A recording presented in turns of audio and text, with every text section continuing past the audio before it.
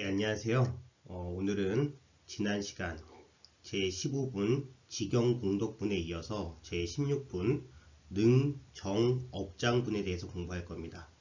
우리가 15분에서 직영공덕분에서 어떤 이야기를 했냐면 이 금강반야바라밀경을 수지 독성하는 그러한 공덕이 매우 크고 한량없다라고 이야기했습니다.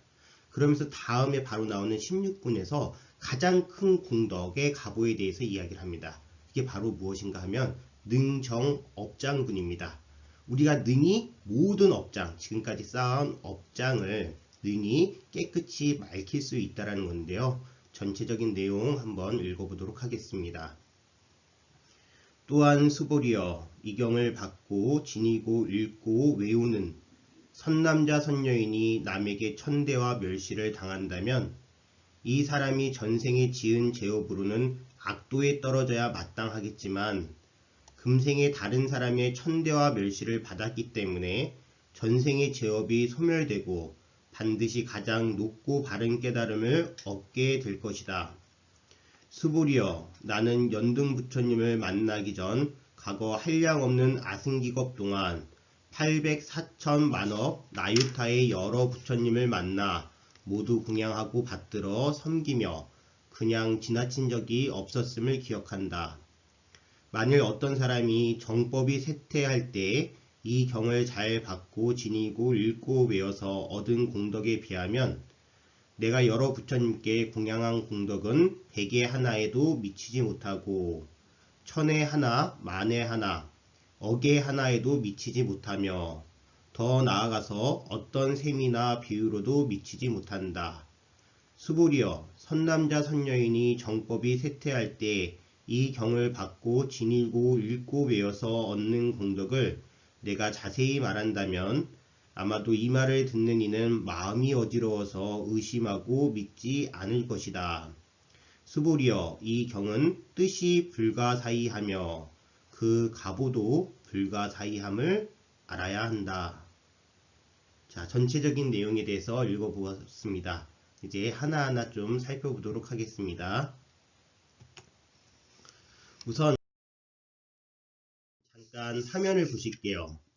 업에 대한 이야기를 하겠습니다. 우리가 지금 여기에 보면은 가장 첫 번째 문단에 또한 수보리여 이 경을 받고 지니고 읽고 외우는 선남자 선예인이 남에게 천대와 멸시를 당한다면 이 사람이 전생에 지은 죄업으로는 악도에 떨어져야 마땅하겠지만 이라고 나옵니다.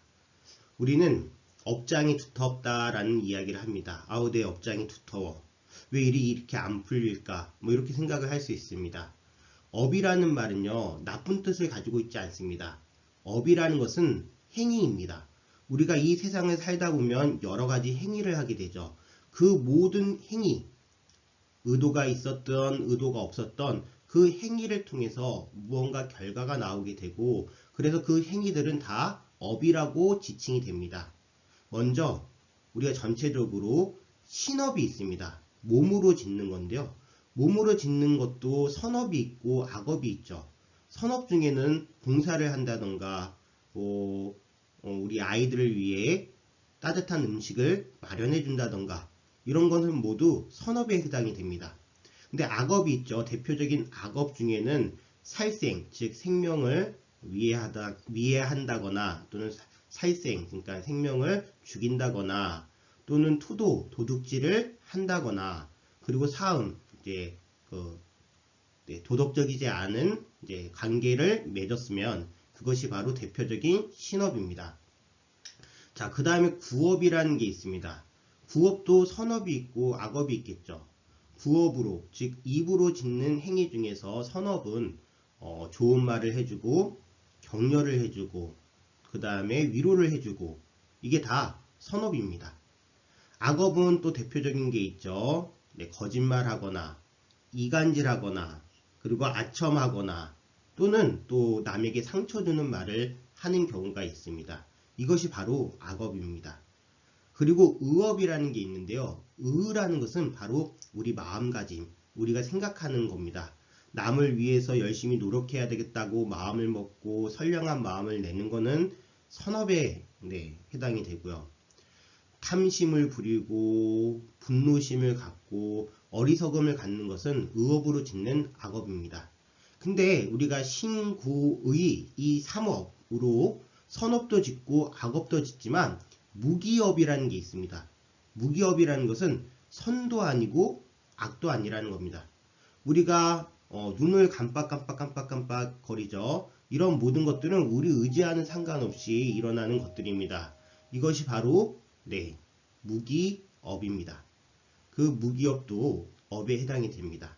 그리고 밑에 마지막에 뭐라고 나와 있냐면 별업과 공업에 대해서 이야기하고 있습니다. 별업이라는 것은 우리 개개인이 짓는 업을 얘기하는 게 별업이고요. 공업이라고 하는 것은 우리가 이 세상에 살고 있기 때문에 함께 짓는 업을, 어떤 회사에서 일을 한다면 그 회사 전체가 어떤 목표를 가지고 일했을 때 그것이 바로 공업이 됩니다.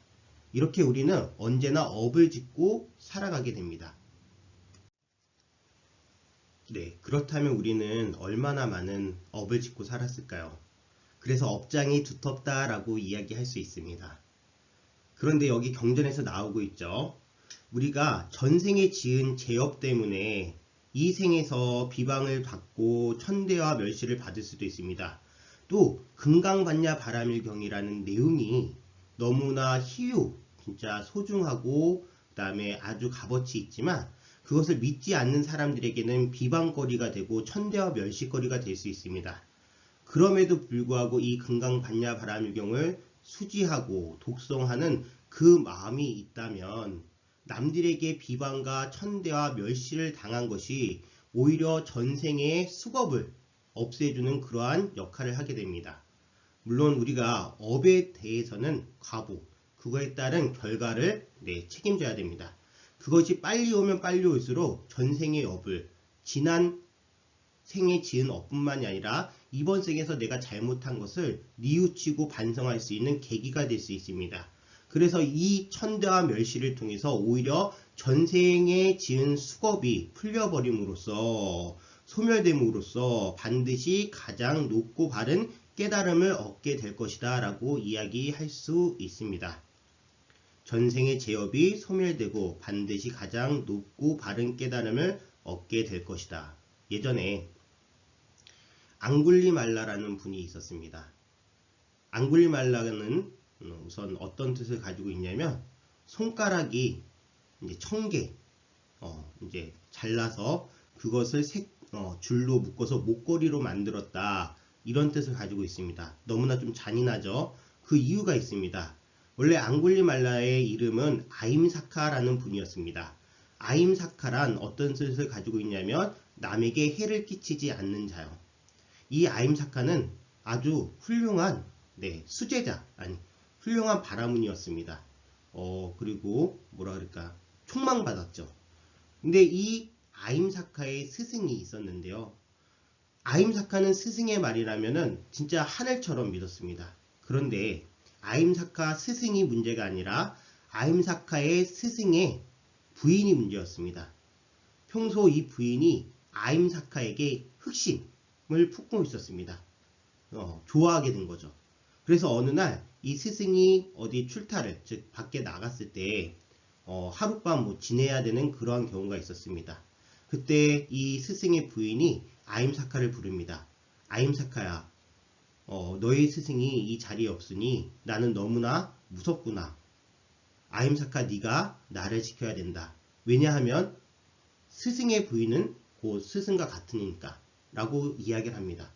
그래서 아임사카는요, 그것을 너무나 순진하게 믿고서 스승의 부인은 스승과 같기 때문에 그 스승의 부인을 지키기 위해서 옆에 있습니다. 그런데 문제는 여기서 생기죠. 이제 그 아임사카의 스승의 부인이 아임사카를 유혹하는 이 순간 아임사카가 이것은 아니다 싶어가지고 이제 도망칩니다. 아임사카 스승의 부인이 이제 흑심이 아니라 앙심을 품고서요. 다음날 당신의 남편, 즉 아임사카의 스승이 왔을 때 스스로 이렇게 핥히고 멍이 든 것처럼 해서 음해를 합니다. 여보, 응? 아임사카가 나를 해하려고 했어. 이런 식으로요. 그거에 화가 난 스승은요, 어떻게 하냐면 아임사카를 혼내는 것이 아니라 아임사카에게 희한한 말을 합니다. 아임사카야, 네가 이제 나가서 사람들을 죽이고 그 사람의 죽인 사람의 새끼손가락을 잘라서 목걸이를 만들어서 그것이 1000개가 되는 순간 너는 천상의 존재가 될 것이다 라고 이야기합니다. 스승의 말은 곧 하늘의 말처럼 믿었던 아임사카는 이제 밖으로 나가서 사람들을 죽이기 시작했습니다. 그리고 죽인 사람의 손가락을 잘라서 목걸이를 만들었습니다. 너무 잔인하죠. 그런데 이 아임사카, 앙굴리말라에게는 잔인하다는 생각이 없었습니다. 오로지 스승의 말을 듣고서 이제 이것이 선업이고 이것을 통해서 하늘의 존재로 태어날 수 있다라고 생각을 했습니다. 999개째가 되는 때였습니다. 아임사카의 어머니께서 이 아임사카가 걱정이 돼가지고 아임사카가 있는 곳으로 오게 됩니다. 아임사카는요, 어머니를 보는 순간 너무나 기쁜 나머지 어머니! 하고 소리를 지릅니다. 근데 그 기쁜 것이 어머니를 봐서 기쁜 것이 아니라 999개에서 1000개의 손가락을 만들 수 있기 때문에 기뻐하는 것이었습니다. 이것을 부처님께서 다 보고 계셨습니다. 그리고 아임사카 앞으로 이제 나타나게 되시죠. 아임사카가 얘기합니다. 어머니, 이렇게 괜찮아요. 이제 부처님이 오셨어요. 그냥 일반 사람을 죽여서 손가락을 묶었으면 나는 천상의 존재뿐이 되지 않지만 이 세상에 깨달으신 분 부처님을 만약에 살해하고 손가락을 얻는다면 난 천상의 존재보다 훨씬 더 뛰어난 존재가 될 수 있다고 생각을 하고서 부처님을 쫓아갑니다. 부처님을 쫓아가서 달려가고 있는데 부처님께서 저만큼 떨어져 계신 거예요. 또 숨을 헐떡거리면서 쫓아가 갔지만 또 부처님께서 저 앞에 계신 겁니다. 아임사카가 이야기합니다. 부처님, 좀 쓰세요. 그때 부처님께서 말씀하십니다. 아임사카요, 나는 이미 멈춰 있었느니라. 멈추지 못한 건 바로 너희니라. 그 말은 바로 지금 아임사카의 마음이 분노와 어리석음과 탐심으로 계속 내달리고 있었다는 겁니다. 그것을 멈추고 바라보고 그래서 이제 그것을 그만두라라고 말씀하셨습니다. 앙굴리말라는 이제 알았습니다. 당신이 얼마나 무지했음을. 그리고 나서 부처님께 출가하게 되죠. 이 앙굴리말라가 아임사카가 밖으로 탁발을 나가면요. 얼마나 많은 사람들이 얼마나 많은 그 마을에 자식들이 또는 부인들이 남편들이 아임사카에게 죽임을 당했습니까? 따라서 이 아임사카는요. 탁발을 하러 나갈 때마다 돌을 맞고 몽둥이질을 맞고 해가지고 결국에는 죽습니다. 하지만 아라한가를 성취합니다. 그 이유가 무엇이냐? 그렇게 당신이 지었던 죄업에 대해서 이 현생에서 모든 걸 갚고 갔기 때문에 그렇습니다. 너무나 슬픈 이야기, 이 아임사카의 이야기를 통해서 우리 금강반야 바라밀경이 능, 정, 업장본, 능이 이 우리의 업장을 맑힐 수 있다는 확신을 가지셔야 됩니다.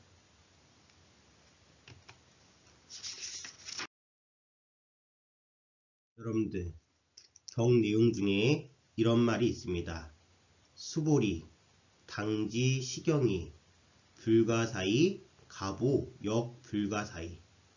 수보리여, 이 경은 뜻이 불가사의하며 그 과보도 불가사의함을 알아야 한다. 우리는요, 이 경전의 뜻을 너무나 한정지어서 생각하는 경향이 있습니다. 금강반야 바라밀경은 대한불교 조계 중에 소위경전, 믿고 의지하는 바의 경전입니다. 근데 대체적인 그 의미가요, 이게 선사들이 이 금강반야 바라밀경을 통해서 공예도리를 체득하고 그리고 또 삼매에 들고 이런 것들을 중시하는데요. 금강반야 바라밀경은 단순히 선사들이 얘기하는 공을 얘기하는 것이 절대로 아닙니다. 이 경의 뜻은요, 불가사의합니다. 불가사의하다라는 것은 바로 우리 뜻으로는 헤아릴 수 없다라는 뜻입니다. 그만큼 큰 의미를 가지고 있는 이 금강반야 바라밀경.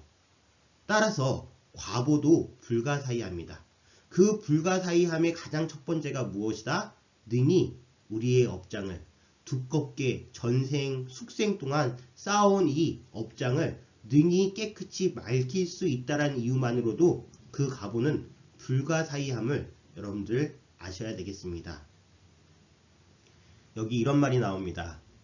만일 어떤 사람이 정법이 쇠퇴할 때 이 경을 잘 받고 지니고 읽고 외워서 얻은 공덕에 비하면 내가 여러 부처님께 공양한 공덕은 백에 하나에도 미치지 못하고 천에 하나, 만에 하나에 억에 하나에도 미치지 못하며 더 나아가서 어떤 셈이나 비유로도 미치지 못한다. 네, 그렇습니다. 우리가 정법이 쇠퇴한다라는 말은요, 부처님의 올바른 가르침이 사라지고 있다는 겁니다. 특히나 금강반야 바라밀경에서 얘기하는 올바른 가르침은 무엇인가요? 다시 한번 생각해 보겠습니다. 기존에 가지고 있었던 사고의 틀, 수행의 틀, 이 모든 것들이 어떤 권위를 갖게 된 거나 또는 쟁점으로서 서로 다툼이 됐을 때 근본 의미가, 부처님께서 원하신 근본 의미가 무엇인지를 한번 생각을 해봐야 됩니다. 모든 상으로부터 우리가 멀리 여의었을 때, 모든 대상으로부터의 집착을 널리 여의었을 때 거기에 부처님의 자리가 있을 수 있습니다. 마지막으로 하나의 내용을 볼 건데요. 미란타 왕문경이라는 것이 있습니다. 예전에 그리스 왕 밀린다라는 분이요, 나선 비구를 찾아가서 불교에 대해서 여러 가지 질문을 합니다. 그 중에 하나의 내용입니다. 공덕이란 목이 마른 다음에 우물을 파거나 저수지를 만들듯 베풀지 말며 미리 쌓은 노력에 의해 이루어져야 한다. 다시 한번 읽겠습니다. 공덕이란 목이 마른 다음에 우물을 파거나 저수지를 만들듯 베풀지 말며 미리 쌓은 노력에 의해 이루어져야 한다. 여러분들, 공덕이라는 것은 바로 무엇이다? 선업을 쌓는 겁니다. 그래서 좋은 가보를 얻는 겁니다. 근데 우리는 대체적으로요, 무언가 필요할 때 원합니다. 무언가 필요할 때 수행을 하고요, 무언가 필요할 때 기도를 하고요. 그래서 기도 성취, 소원 성취라는 말을 합니다. 부처님을 찾아뵐 때도 내가 힘들 때 찾아뵙고, 무언가 바라는 게 있을 때 찾아뵙고, 기도를 무언가 바라는 거 있을 때 하는 것이 아니라 미리 쌓은 노력에 의해서, 즉 끊임없는 수행과 끊임없는 기도와 즉 항상된 기도로서 이루어지는 것이 바로 공덕입니다. 여러분들, 오늘 수업은 여기서 마치도록 하고요. 다음 시간에 또 뵙겠습니다. 감사합니다.